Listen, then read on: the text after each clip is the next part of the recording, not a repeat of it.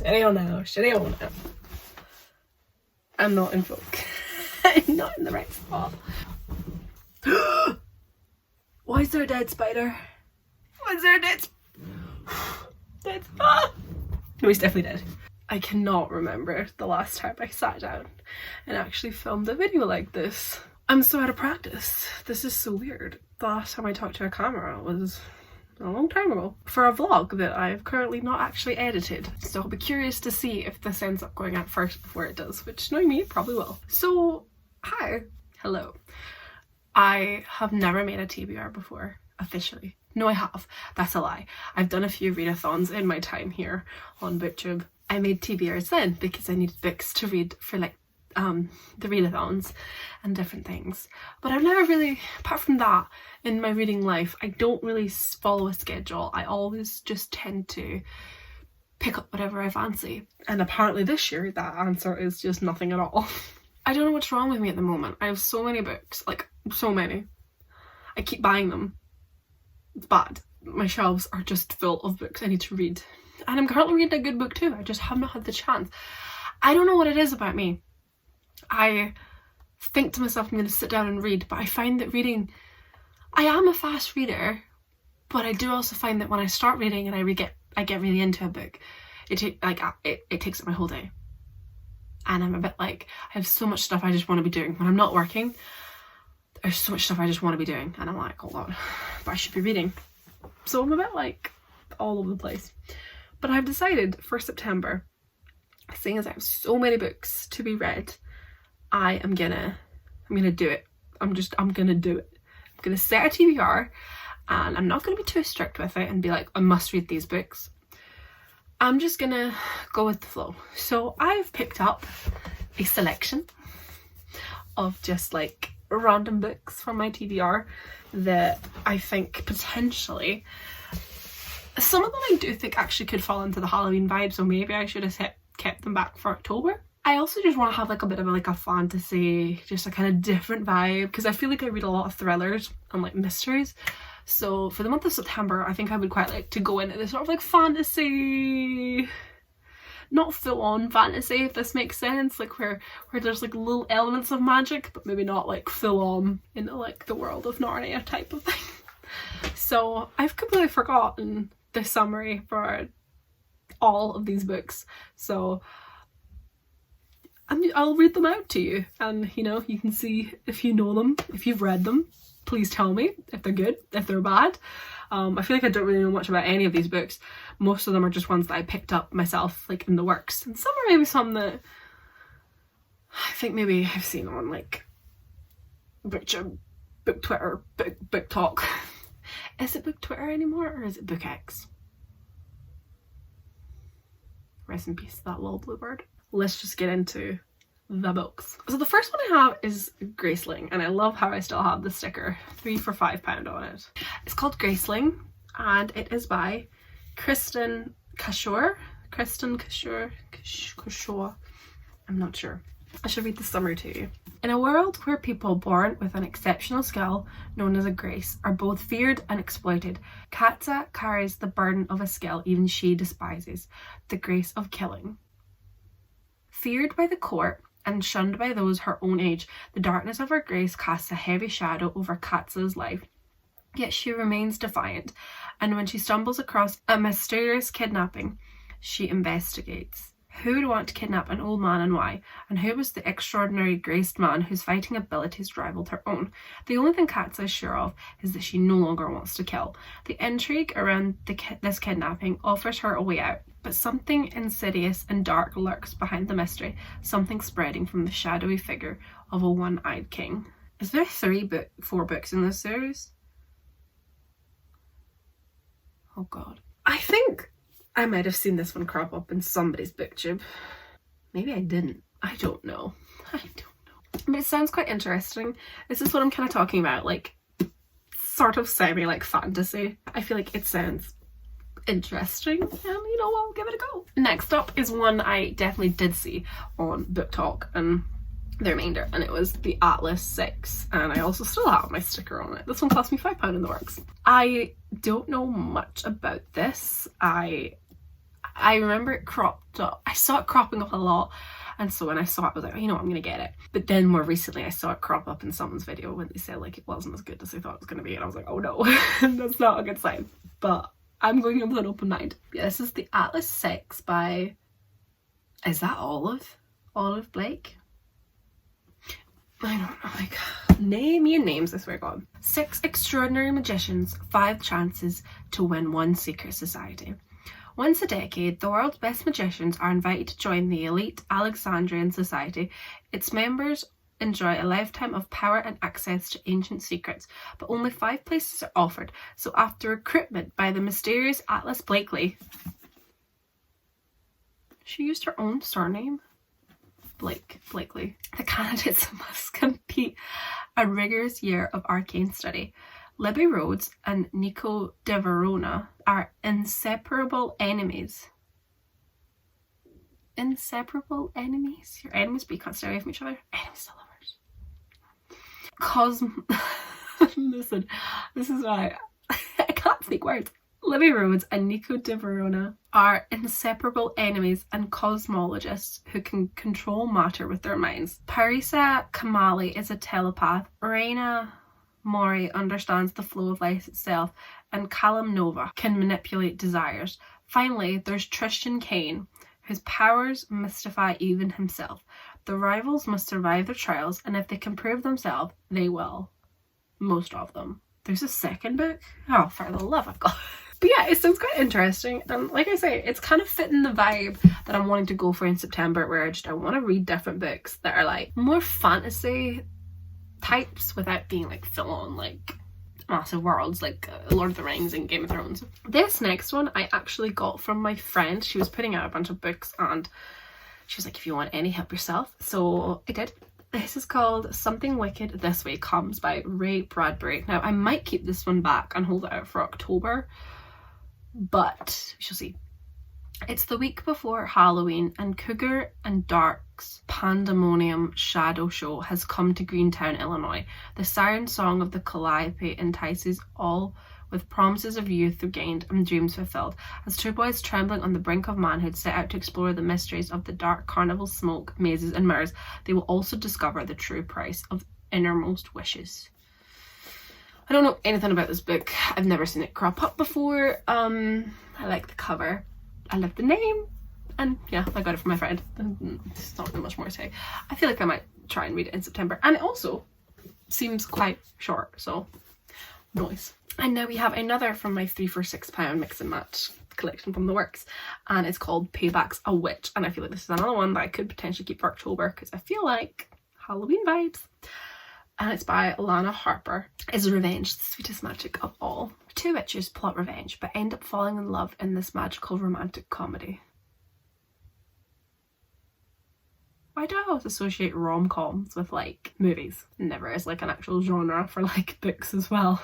Emmy Harlow is a witch, but not a very powerful one, in part because she hasn't been home to the magical town of Thistlegrove in years. Her self-imposed exile has a lot to do with a complicated family history and desire to forge her own way in the world, and only the very tiniest bit to do with Gareth Blackmore, heir to the most powerful magical family in town. Casual breaker of hearts and destroyer of dreams. But when a spellcasting tournament that her family serves as arbiters for approaches, the pull of tradition, or the truly impressive parental guilt trip that comes with it, is strong enough to bring Emmy back. She's determined to do her familiar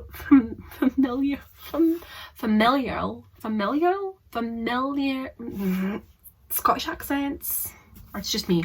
Her familiar duty. Spend some quality time with her best friend Lyndon Thorne. That's definitely a boy. And get back to her real life in Chicago. Bitch, I'm from Chicago. On her first night home, Amy runs into Talia Avramov, an all-round badass adept in the darker magical arts, who is fresh off a bad breakup with Gareth Blackmore. Talia had let herself be charmed, only to discover that Gareth was also seeing Lyndon. Never mind, Lyndon is not a boy. And now she and Lyndon want revenge. Only one question remains. Is Amy in? but most concerning of all, why can't you stop thinking about the terrifyingly competent, devastatingly gorgeous, wickedly charming Talia Avramov? Oh, it's a lesbian love story. Rom-com.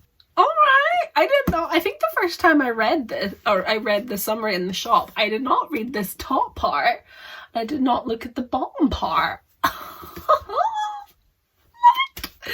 I love a surprise.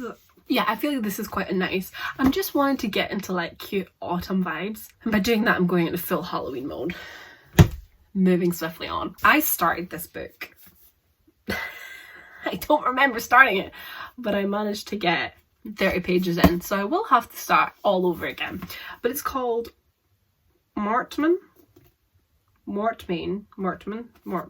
Hall by Martin Edwards. I did start it, and I think I was a little bit confused to begin with. I was a bit like, I don't really know what's going on here. But I only got 30 pages in. England, 1930. Grieving widows are a familiar sight on London's Necropolis Railway, so when an elegant young woman in a black veil boards the funeral train, nobody guesses her true purpose is to save a life, not to mourn one. But Rachel Savernake's mission is derailed by a death on the tracks, spurring her on to investigate a sequence of baffling mysteries: a death in a blazing car, a killing in a seaside bungalow, a drowning in a frozen lake. Rachel is sure the cases are connected. To prove her theory, she joins a house party at Mortmain Hall on the eerie, remote North Yorkshire coast, a house party where the other guests are also fascinated with the idea of the perfect crime.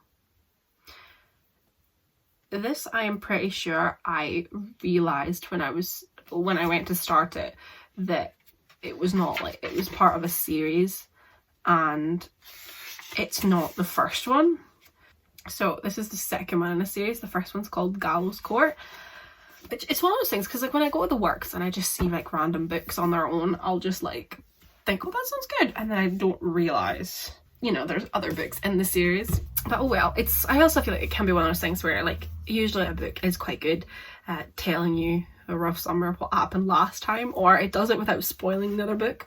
I might give it another go. I'll have to start it over though, because I don't really remember. I remember partially, and I remember being confused, which is just my brain all the time.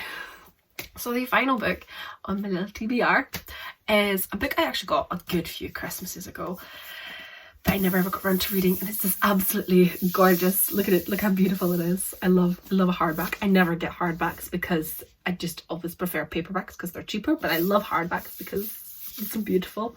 And on the inside is even, oh, it's even just as, oh, it's red! It's red! Look at this. Look at this. Look at it. Look at, oh. It's beautiful. I love it.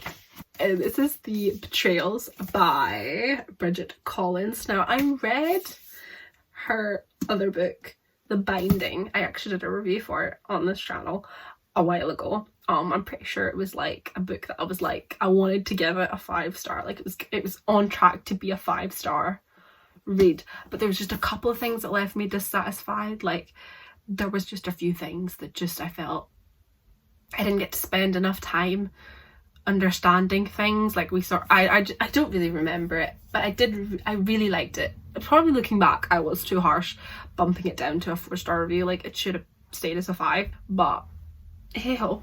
I saw this one and I don't remember what made me decide I wanted it. I think I just told my mom or something that I got it for Christmas, but I shall read the summary to you. I already can't pronounce the name of the school. Nice. At Montvery,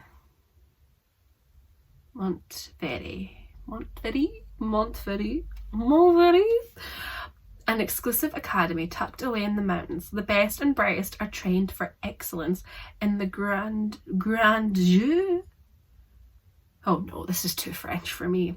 An arcane and mysterious contest. Leo Martin was once a student there, but lost his passion for the grand jeu following a violent tragedy. Now he returns in disgrace, exiled to his old place of learning with his political career in tatters. In tatters. His career was in tatters. His career was in tatters. Montvery. I don't know what I'm saying. has changed since he studied there, even allowing a woman, Claire Dryden, to serve in the Grand highest office of Magister Ludi. This is why I can't read fantasy. This isn't even fantasy, I'm pretty sure it's French. When Leo first sees Claire, he senses an odd connection with her, though he's sure they have never met before. The bond between them is strengthening, but both Leo and Claire have built their lives on lies, and as the legendary Midsummer Game draws closer, secrets are whispering in the walls. Stunning. I only wanted this book because of how beautiful it is. I think it sounds interesting though. Like this is the vibe I'm wanting for September. I'm wanting fantasy academy, that sort of, oh yeah, like is that dark academy? Dark, I don't know, I'm making up, I think I'm making things up now, I'm losing my mind. This is what I wanted, like not full on like fantasy lands and dragons and all sorts. I wanted like whimsical, fun, magic. This is the vibe. This is the vibe for September. I'm going into fall and I'm going in with magic. Yes, this is the plan. It's a good plan. And I'm fingers crossed, I'm hoping that like maybe tonight I can finish the book I'm currently reading, which is called The Diary of a Bookseller by Sean Bethel, who, fun fact, is a book that is based in my hometown and it is written by a local bookshop owner. He's the owner of like the largest secondhand bookshop in Scotland, and he's just like, it's a diary.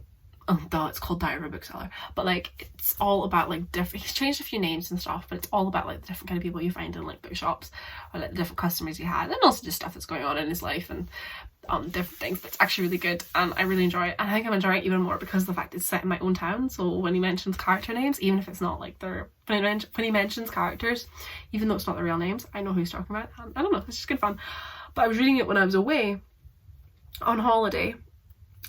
It's featured a lot in a vlog that I made that I have not actually edited because I've been busy all summer with work, and so I want to get it finished so that I can then make a start on some new stuff. And hopefully, because I'm thinking, because I set myself a TBR and I'm very competitive and I will want to read it, I'm hoping that means that I will. Even if I just read half of it, I'll be happy because I've not currently read any books. I feel like this year I've read like 5. It's not been good. So yeah, so this is my, how many books is it actually? Oh god. 1, 2, 3, 4, 5. 6 books altogether. I think I was a little bit optimistic. 6 books. Ha ha. Exciting. So I'm hoping, praying. I've been hoping, praying, reading some magazines that I will at least read something. So, you know, maybe I'll do like a little wrap up at the end of September like I used to do. Change days when I couldn't do wrap ups now. My wrap up for June and July would just be me sitting here being like, okay, I read nothing. Okay, bye. Check in next month. But yeah, so we'll see how I get on. I'm not optimistic, honestly. But yeah, tell me if you set TBRs, if you don't, what you're planning on reading the next month, or how many books you read this month. Tell me anything. Okay, so thank you so much for watching, and I shall see you in my next video, whatever that may be. Maybe it'll be my vlog from when I went on holiday that I planned to edit. And then I actually have 2 vlogs sitting. One is partially edited from like winter, or like end of winter into spring, and then this other one was from June. Beginning of June, and now we're almost at the start of September. September 1st is tomorrow. Thank you and goodbye.